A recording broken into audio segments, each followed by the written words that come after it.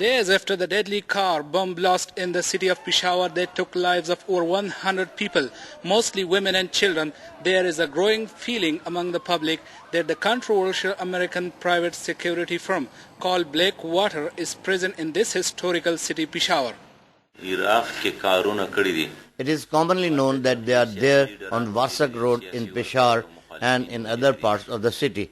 And Shabqadar is also said to be one of their residential areas.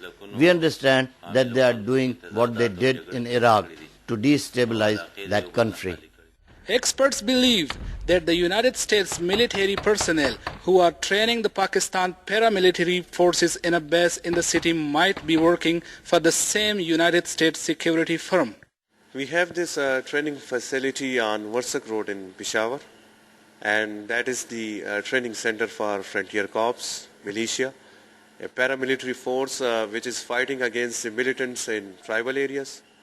And these Frontier Corps are being trained by Americans. The Americans say they are the U.S. Army personnel, but I think they could also be from Blackwater.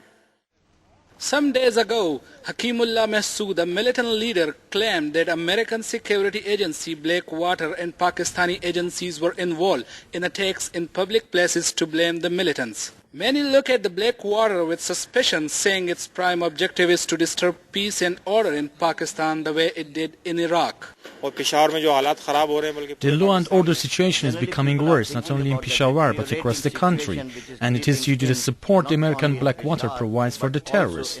The government must observe their activities because they are a security threat to us.